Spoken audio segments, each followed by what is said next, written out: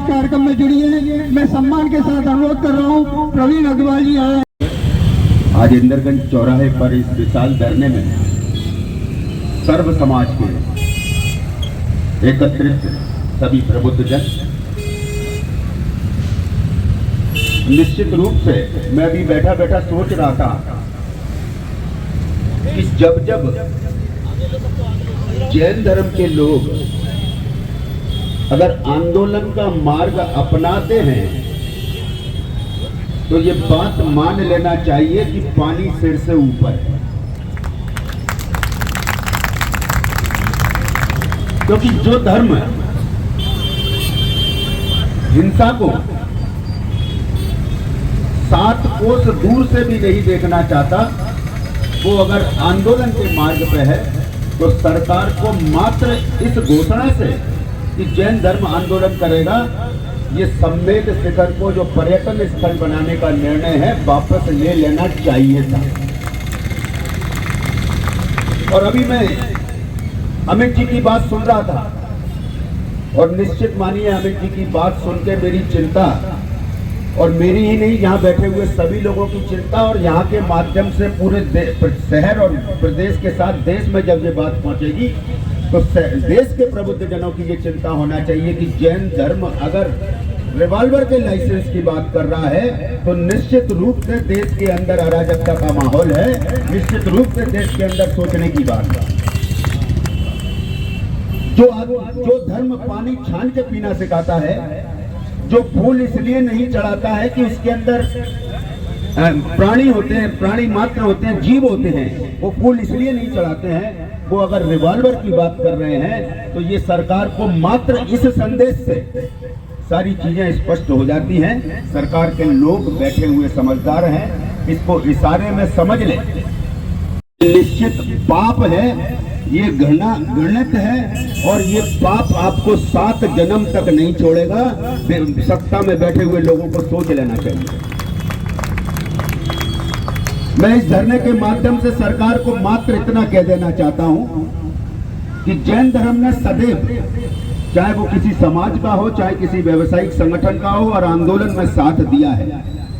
और अगर जैन धर्म ने ये आवाज लगाई है, जैन समाज ने ये आवाज लगाई है कि सम्मेद शिखर के बचाने के लिए सभी लोग आगे आए, तो मैं सरकार को ये बात कह देना चाहता हूं कि ये उनकी आवाज पे पूरा देश, 135 करोड़ जनता एकजुट होकर उसका विरोध करेगी और सरकार को वो निर्णय वापस लेना होगा। जय जय। आवाज जोर से बढ़ानी पड़ेगी तब आवाज पहुंचे। 3 4 1 2 3 4 1 2 3 4। और जब कभी धर्म पे, आस्था पे कोई बात आए, अहिंसा में हम विश्वास रखते हैं, उसका पालन भी करते हैं, लेकिन जब हमारे धर्म पे कोई बात आए तो हमें आगे आना पड़ेगा। मैं देखता हूँ हमारे बहुत सारे मित्र जैन समाज के हैं। मनोज सेठी जी बचपन से मेरे मित्र हैं। सुबह उठते हैं, सबसे पहले मंदिर में 1 से लेकर 2 घंटे पूजा करते हैं। जिस समाज की ताकत धर्म है, और जब धार्मिक आस्थाओं के साथ खिलवाड़ हुआ है, शिखर जी आज पर्यटन स्थल बनाने के लिए सरकार के पास बहुत सारे स्थान हैं। क्यों नहीं सरकार अन्य धर्मों के साथ कोई खिलवाड़ करती? हम नहीं चाहते किसी भी धर्म के साथ कोई खिलवाड़ हो, किसी भी धर्म के साथ कोई खिलवाड़ नहीं होना चाहिए। तो आज जैन धर्म के इतने बड़े आस्था के केंद्र के साथ इतना बड़ा खिलवाड़, और उसके बाद भी आज यह धरना देना पड़ रहा है।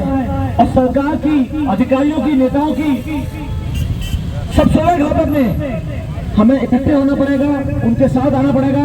और जब तक सरकार अगर हमारी बात नहीं सुने तो हमें बिल्कुल कसम खानी पड़ेगी।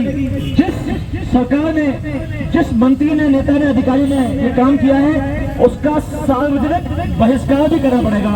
और जैन धर्म के साथ सभी अग्रवाल समाज के में जितने हमारे भाई रहते हैं, मैं गुजारिश करूंगा सभी इकट्ठे रहें और हम सब एक हैं। बहुत बहुत धन्यवाद साथियों। आज ये धर्म के नाम पर किस प्रकार की राजनीति हो रही है? जैनियों का इतना बड़ा तीर्थ स्थान को पर्यटन में बदलना ये कहाँ की इंसाफी है, ना कहाँ की इंसाफी है ये? पर्यटन बनाना एक तरीके से धर्म को दबाने का कार्य किया जा रहा है, और मैं यही कहूंगा कि सभी धर्म, सभी समाज इसमें सम्मिलित होकर और इस कार्य को, सरकार के इस कार्य को रोकने की कोशिश कर रहे हैं, और सरकार की हम सभी समाज वाले उसकी घोर बद्धता। पार्श्वनाथ की जैन धर्म जो अहिंसा में विश्वास करता है, सरकार ये मान के चलती है कि हम इनके साथ कुछ भी कर रहे हैं, ये कुछ नहीं करेंगे, मगर अगर हम एक साथ मिलकर ऐसे ही प्रदर्शन को थोड़ा थोड़ा तेज करते जाएंगे तो सरकार को एक दिन मजबूर होकर अपने निर्णय को वापस लेना पड़ेगा, और जो उन्होंने उसको पर्यटन स्थल घोषित किया उसको वापस से तीर्थ स्थल बनाना पड़ेगा। तब तक देश नहीं बचेगा। और मैं सम्मेद शेखर जी जो वो अपील करता हूँ कि कृपया जो आपने पर्यावरण की वो जो उसके लिए आपने करा है उसको आप वापस लें, और सम्मेद शेखर एक पवित्र स्थल है, उसको पवित्र स्थल ही बने रहना है। ये सभी से मेरी मार्मिक अपील है।